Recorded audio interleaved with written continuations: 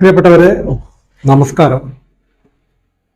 ഇത് 2025 ഏപ്രിൽ മാസത്തിന് മുന്നേ പെർമിറ്റ് എടുത്ത എല്ലാവർക്കും ബാധകമായ ഒരു കാര്യമാണ്. ലൈസൻസുകളുടെ കാര്യമല്ല, പെർമിറ്റ് എടുത്ത ഉടമകളുടെ കാര്യമാണ് പറയുന്നത്.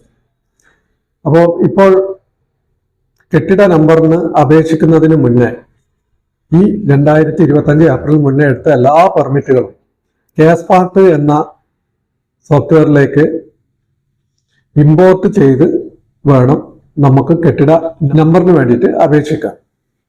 ഇമ്പോർട്ട് ചെയ്താൽ മാത്രമേ കെ-സ്മാർട്ടിൽ കൂടി കെട്ടിട നമ്പറിന് വേണ്ടി അപേക്ഷിക്കാൻ സാധിക്കുകയുള്ളൂ.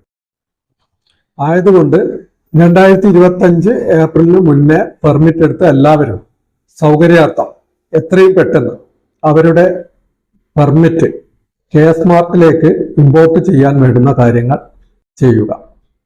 അതായത് ആ സമയത്ത് നിങ്ങൾ ശ്രദ്ധിക്കേണ്ട ഒരു കാര്യം, നിങ്ങൾക്ക് പെർമിറ്റ് എടുത്തു തന്ന ലൈസൻസ് തന്നെ വേണം എന്നില്ല. കെട്ടിട നമ്പറിന് വേണ്ടിയിട്ട് പെട്ടെന്നൊരു അപേക്ഷ നമുക്ക് മുന്നേ കൊടുത്തതുപോലെ കൊടുക്കാൻ ഇപ്പോൾ സാധിക്കില്ല.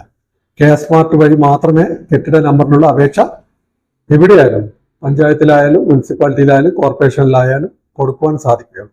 അതുകൊണ്ട് നേരത്തെ നമ്മൾ സങ്കേതം അല്ലെങ്കിൽ മാനുവൽ പെർമിറ്റ് അങ്ങനെയൊക്കെ ചെയ്ത പെർമിറ്റുകൾ കെ-സ്മാർട്ടിലേക്ക് ഇമ്പോർട്ട് ചെയ്ത് കഴിഞ്ഞാൽ മാത്രമേ നമുക്ക് കെട്ടിട നമ്പറിനുള്ള അപേക്ഷ തദ്ദേശ സ്വയംഭരണ സ്ഥാപനങ്ങളിലേക്ക് നൽകാൻ സാധിക്കുകയുള്ളൂ. അതുകൊണ്ട് ഇതൊരു അറിയിപ്പായി കരുതി നിങ്ങൾ ആവശ്യമുള്ള കാര്യങ്ങൾ ചെയ്യുക. ഇനിയും ഇതുപോലത്തെ ഇൻഫോർമേറ്റീവായിട്ടുള്ള വീഡിയോ നിങ്ങൾക്ക് ഈ ചാനൽ വഴി കിട്ടുന്നതാണ്. അതിനുവേണ്ടി നിങ്ങൾ ഇത് ഒന്ന് സബ്സ്ക്രൈബ് ചെയ്യുക. കൂടാതെ അറിയാത്തവർക്ക് വേണ്ടി ഒന്ന് ഫോർവേഡ് ചെയ്യുക. അപ്പോൾ പുതിയൊരു അറിവും വീഡിയോയുമായിട്ട് നമുക്ക് അടുത്ത ദിവസം കണ്ടുമുട്ടാം. അതുവരെ